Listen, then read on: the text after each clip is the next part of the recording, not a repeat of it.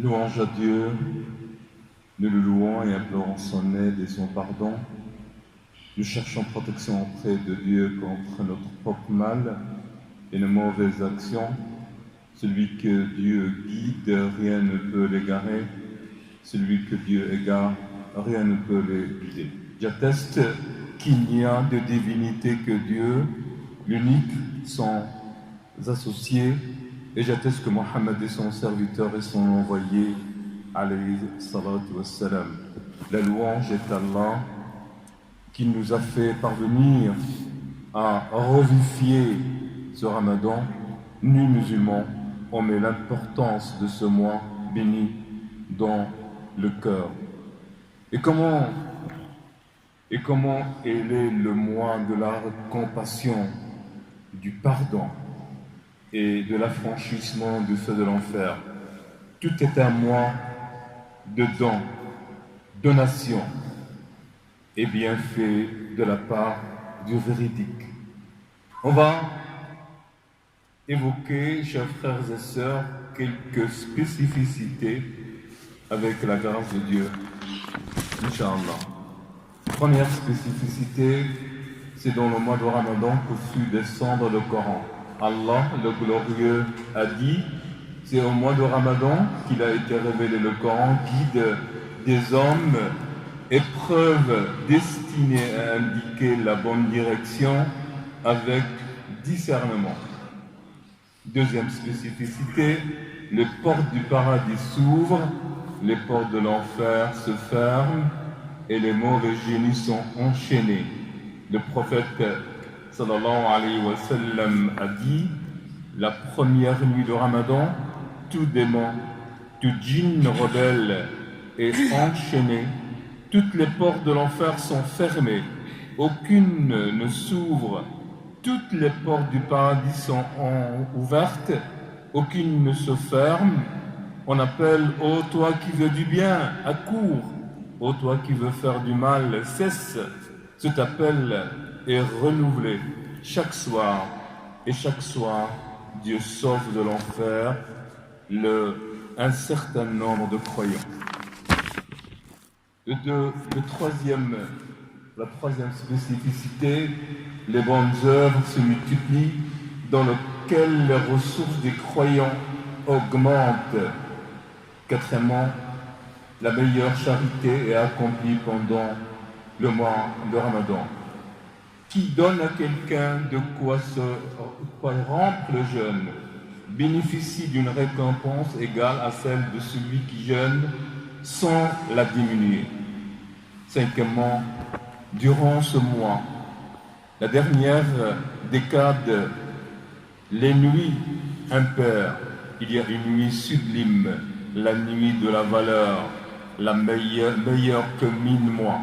Le prophète sallallahu alayhi wa sallam a dit, il y a une nuit meilleure que 1000 mois.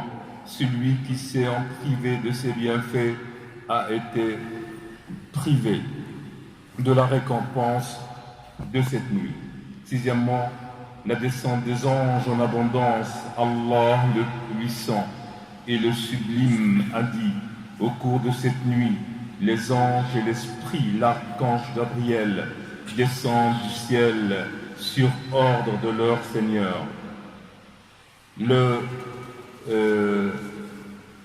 Septièmement, il y a une bataille, en l'occurrence la grande bataille de Badr. Si durant cette bataille que fit descendre les anges, combattre à côté des croyants. Et à cet égard, je dirais à nos jeunes étudiants en période d'examen que voici nos compagnons du prophète Mohammed sallallahu alayhi wa sallam, ils ont combattu en plein mois de Ramadan.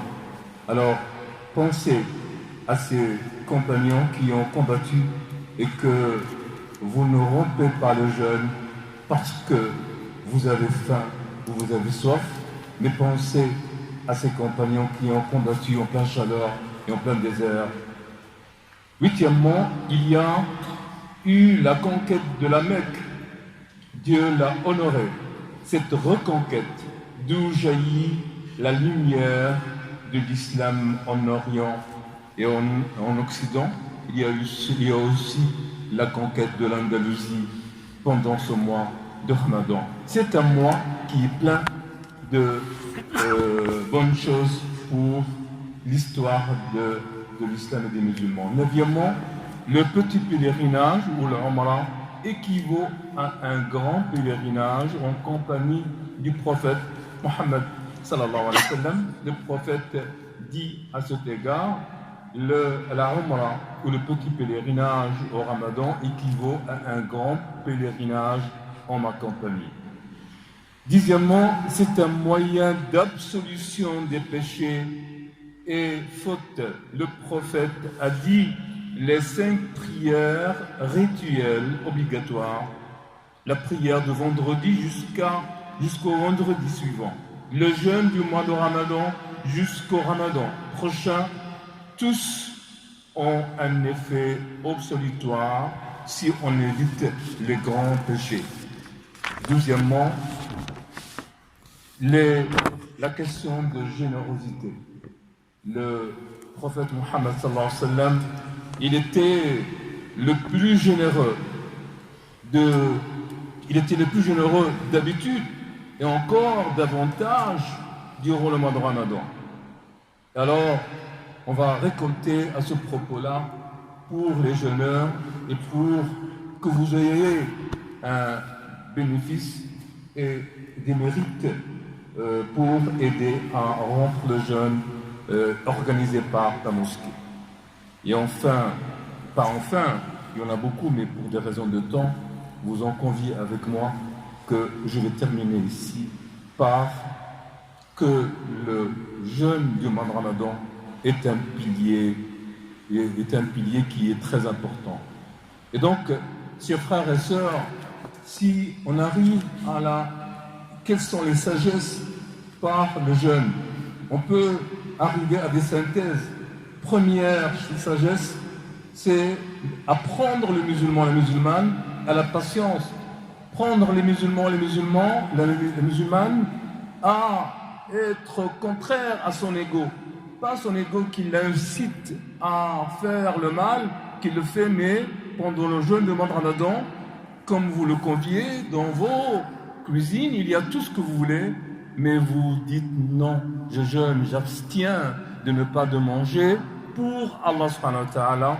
Troisième chose, il faut utiliser ce mois de Ramadan à se consacrer à avoir une proximité à Allah subhanahu wa ta'ala et à utiliser tout ce temps pour Allah, pour s'approcher d'Allah, pour étudier le Coran, pour étudier la sunna du prophète sallallahu alayhi wa sallam et ne pas laisser la TV, l'internet, les réseaux sociaux à vous voler votre temps précieux qui était un temps qui n'est pas comme les autres parce qu'on est dans un mois pas comme les autres et il faut investir ce temps dans le bien et pour l'adoration d'Allah subhanahu wa ta'ala et l'évocation d'Allah subhanahu wa ta'ala et tout ce qui est utile pour vous.